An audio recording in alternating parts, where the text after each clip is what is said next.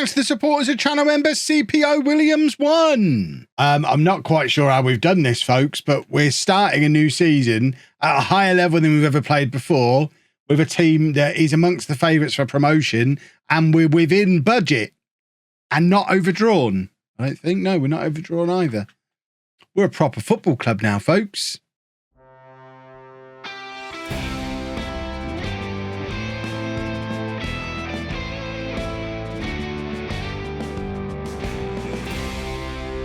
Hello and welcome to part 102 of Bourne in the USA. I'm Kevin. Coming up on today's episode, we have our first two games for you in League One. We're away against Greenville and at home against Omaha. If you missed the transfer special a couple of days ago, you missed a good one because we've brought in a whole load of players who improve an already very good team whilst trimming some of the fat around the edges, all of which means we're within budget. Not just a little bit, we're within budget by a mile. We could bring in a couple more players. And we might do yet, because the transfer window's open for another month. So watch this space. There's still areas we'd like to strengthen, particularly on that left-hand side. These young defenders will probably be fine to cover us at the back, but maybe another goalkeeper. Now Johnny Walker is going to be out probably most of the way until Christmas. We could perhaps do with some cover for new boy Victor Garcia, who signed in the summer and has never played for us before. And I mean, he has done a full season in this league 3 years ago for Fort Lauderdale, but we're asking a lot of him. He needs to come in and be good straight away, or we're going to need to bring in another goalkeeper. Should probably bring one in as cover anyway. If you're wondering where the Bourne episode was yesterday, you should watch till the end of the videos, because I did say at the end of the transfer special that we are now on the summer schedule for videos on the channel. So we're going to be every other day on this series, every other day with home. 4 p.m. every day, just rotating between the two. So you had home yesterday, Bourne today. It'll be like that for the next 6 weeks over the summer holidays, unless the home series finishes in that 6-week period, in which case we'll go back to daily here with Bourne. Just the one video a day on the channel during the summer holidays, so I can go out and get some of this lovely sun that you can see shining in on my face now as I record this. But less of the sun, more of the trying to win football matches. We're away against Greenville. Let's go try and beat them. I don't know how good Greenville are. Greenville are a team that are expected to finish below us, down in 18th place. We're predicted a 7th place finish. League One in America works the same way as League One in England. So top 2 go up automatically, and then the next 4 are in the playoffs. We want to be in that 6. To be fair, we want to be in the top 5. We've never finished outside of the top 5 in any league. That's a nice record I'd like to continue forever. Although I'm sure the Championship and the Premier League will have something to say about that, even if we manage to do it again this season in League One. But this is our team for the first game of the new season. We've got new boy Garcia in goal, a very new look defence. Not only new look, players who'd never met each other until a week ago, and because Mitchell, Glover and Gutierrez all signed within the last week on loan, and they're all young, they're all teenagers on loan from Premier League clubs, joining up with De La Fuente, the only survivor from last season's defence. Claudivanio continues in midfield, now a permanent Bourne player, having made his loan permanent over the summer. Gentry Gentry, I think it's Gentry probably. I don't know. I'll never know. He's a loanee who's going to play alongside Claudivanio in there.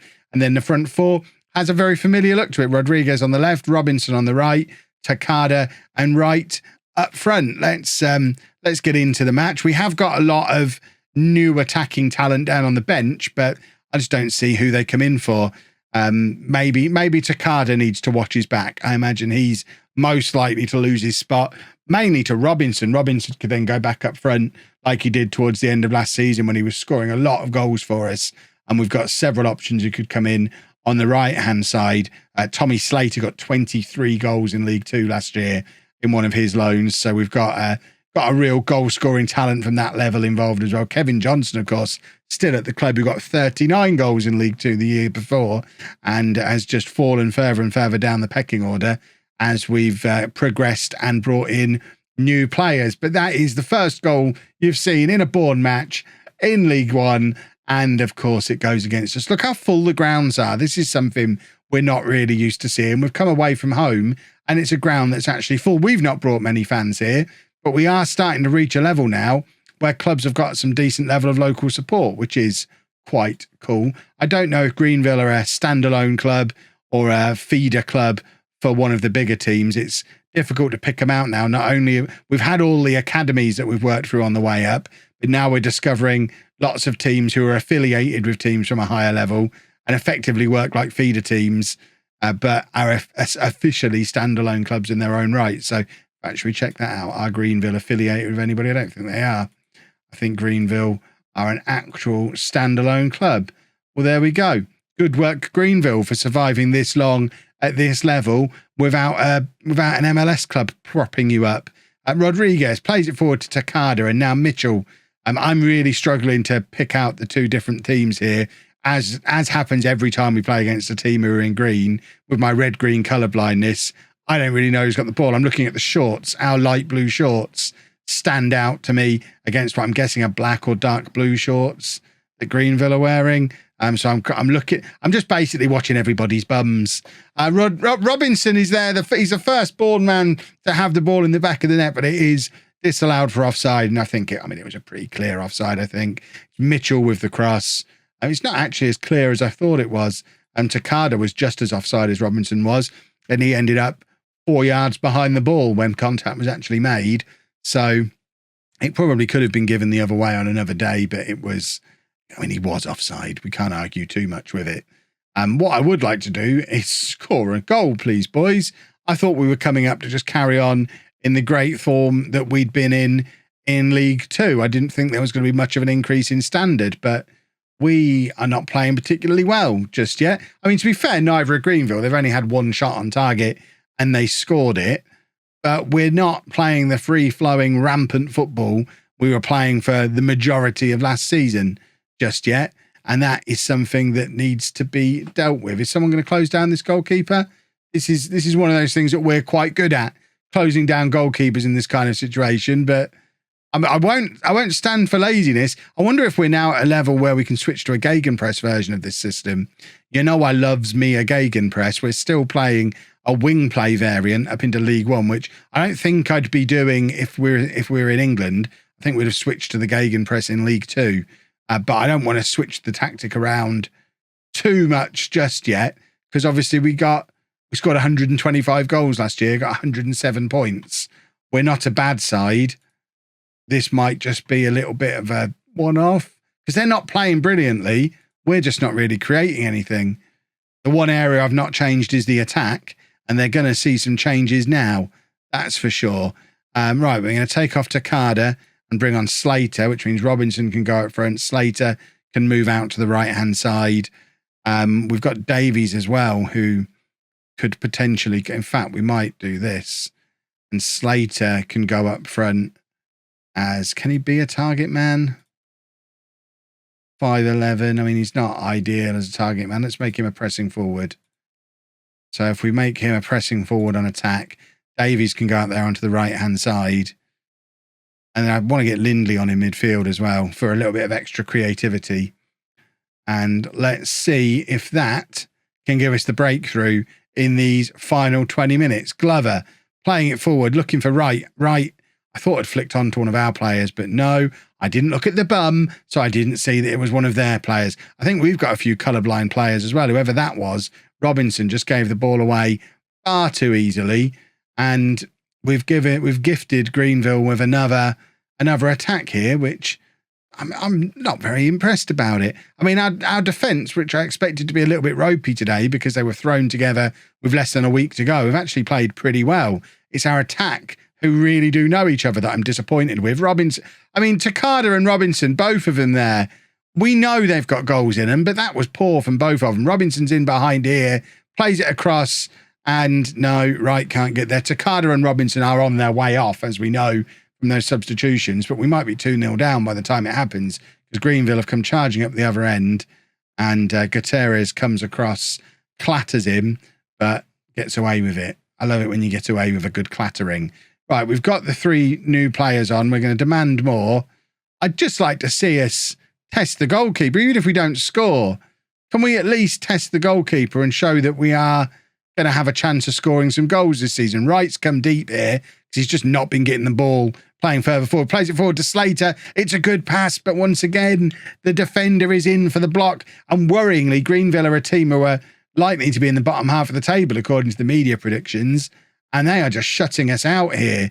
De La Fuente and Lindley both missing opportunities there. Neither of them able to connect with the ball properly. Mitchell gets it back into the danger area, but it's headed clear pretty comfortably again. De La Fuente, not really the man we want to be crossing there. He gives it to Lindley, who has got a good pass on him. And now Gutierrez, the right back, pushing forward, forwards to Lindley. What a pass! Whoa, what a pass from Lindley. And Wright somehow misses.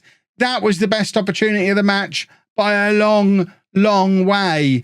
And, well, maybe we need to go out and get some attacking players after all, because none of them turned up today. We've been the better team. We've dominated for XG. We've beaten them for all the other match stats as well. But we weren't able to find the back of the net. This is worrisome, boys and girls. Right, made a couple of changes for the Omaha game up front and at the back. We're bringing Davies in to play up front because he's a natural false nine, and I've never really used one before, and I think it might be something fun to do. So we're bringing him in. Let's face it, the attack didn't really work in the last game, so maybe Davies will come in and be the difference maker. And we've also brought O'Rourke back in at the back, so Mitchell can just slot over one, as does Glover, with De La Fuente dropping out at the back. Let's all eyes on Jonathan Davies. Maybe the false nine is going to be the answer. I've had a couple of people mention it to me in the comments in both series recently that they've had a lot of success doing a 4-2-4 with a false nine alongside an advanced forward. It's not something I've ever thought of doing. I've only ever used a false nine as a lone striker in like trying to replicate a really fancy tiki-taka, and you have someone messy like as your false nine up front. But having someone basically just ducking in and around. Look, I mean, this is lovely from Davies. Oh my word. Well, what a way to score your first goal for the club, and what a goal it was. He's picked that ball up inside his own half. I said we'll play someone messy like there. Well, he's just beaten one man. And then, I mean, tell you what, new hero right there, Jonathan Davies. What a goal. He's picked it up deep again. Just give it to him and let him run. He's picking it up deep. He's running again. He's gone past two men. This is ridiculous. What on earth are we witnessing? He's hit the post now. What is going on? Is this what false nines do? He's just going to pick it up deep and run with it and score wonder goals all the time? Have we broken Football Manager? Robinson's got Davies ahead of him. He's a little bit far forward for picking up the ball, really. He is tracking the run with Robinson. Wright's desperately trying to catch up with the two of them as well, but none of them are needed. James Robinson has scored a beauty of his own. Well, maybe that first day of the season was just an off day for us, because we've now had two players pick the ball up deep in their own half. Robinson's done it from out wide, which is even harder. And the angle he scored from there, gone near post as well. Well, 2-0. I'm happy again now. I was convinced we were going up as champions this year. I'd convinced myself of it. And then we had such a poor first game, I got all sad. Whereas now, we're definitely 100% going up as champions again. Glover at the back. Just give it to one of these boys dropping deep. We don't need Wright anymore. Just have players running from deep and scoring wonder goals. That's going to be how we score all of our goals this year. Mitchell with the ball forward, looking for Wright. I mean, that's what we were doing throughout the first game, just lumping it forward, looking for Wright. And it's not the way to give the ball to Wright. Claudivanio's done brilliantly here. I thought for a second there, he fancied one of those goals himself. But it's Rodriguez playing it back to Claudivanio. Now Gentry, still don't know. Claudivanio, but his pass this time is cleared. Mitchell, though, is there. Play it back forward to Wright again. This time he does get hold of the ball. Davies plays it into Rodriguez. It's some lovely football again. And it's a third goal, and it's Chris Rodriguez, and Davies is involved in everything. We've got, I mean, I'm just going to use this is it now. You know what I'm like. I'm using a false nine in every tactic I use for the next 3 years now. You'll see it appear in the next home episode as well. Oh, I just decided, based purely on what I've learned from this save, to start using a false nine. I just had a feeling it might be quite a good roll. Right, with the corner, and it's cleared off the line by Omaha. They don't know what's hit them. They've seen that first game and assumed that they were going to have a relatively straightforward afternoon against an attack that just wasn't firing at all. And they've had the exact opposite. They've seen us running rampant at them. We don't actually have much of an XG to speak of, because 2 of the 3 goals have been absolute solo pieces of genius, which I guess means we can't get too carried away. You can't rely on individual solo genius to secure a promotion. It's nice to have players in the team capable of doing it. And here's Davies picking it up deep again, and you can hear the expectation in the crowd. They don't know what he's going to do. He's just going to keep on running, plays it into Robinson, back to Davies, and he has the shot again, and this time it's wide. Maybe he's not going to score a wonder goal every time he gets the ball, but these two linking up together on this right-hand side are already proving to be an absolute nightmare for defences, because they can just both pick the ball up and run. And then you got Wright in the middle, who's a finisher. Not that he's been able to show it yet in this league, but he has got 2 assists to show for it. Although one of them, I think, is a bit generous, classing it as an assist. Right, we're going to take off the wide players. No, we're not. We don't have anyone I don't want to push Davies out onto the right wing when he's playing so well up front. I am tempted to switch to a diamond just to give these two a rest. I mean, we've got 20 minutes. We're 3-0 up. We should be able to rest players. So if we bring on Lindley and Barron, Barron, although we signed him to be a defender, can just tuck into the midfield. I hate Football Manager sometimes. Right, if we put him in there doing that, and then Lindley can just go in there. What does he want to be when he grows up? He can be a ball-winning midfielder just there. Claudivanio can then be the playmaker on that side. And then I guess we should probably play through the middle and just play a little bit narrower. And just do that, just to take off 2 players who are tiring. So to avoid taking Davies off because he's playing really well, I've changed the entire system to something we've never, ever done before. This can't end badly, obviously. Mitchell, playing it across to Claudivanio.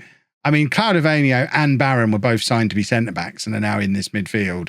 O'Rourke with a cross, but there's no one there to get on the end of it. That's where you need Takada up front. Takada nods that in. Davies clearly not going to be that kind of striker for us, but Omaha are in here, and this is what we need to be very careful of, because you lot will not let me hear the end of it. Kev, you were 3-0 up. Why did you change the system? Because I had 2 players who were dead on their feet. That's why. And no one to come on in those wide areas. We said at the start of the episode I needed to bring in more wingers. That situation is still the situation. Right, Mitchell is now tired, so De La Fuente can come on for him. Make that change. And fingers crossed, not concede 2 more goals, because I won't be able to cope with it. It'll just, I'll be too sad. I think we have held on. It is a very defensive midfield 3 we've used. That's our seeing out the game system. You might see more of that as the year goes on. We did concede a goal, though, so it's not that good at seeing out the game. But they never looked likely to grab a second one, did they? So I guess that is the positive to take for it. Davies finally scores. He'd gone 14 matches without a goal, but then scored an absolute wonder goal. I mean, he'd been doing all right for goals last year. He had a very good season in this league last year. He's no stranger to playing in League One. What a goal. What a goal. If you've enjoyed that, please make sure you leave a nice big thumbs up on there for me. Subscribe to the channel for daily Football Manager videos. And thank you very much for watching.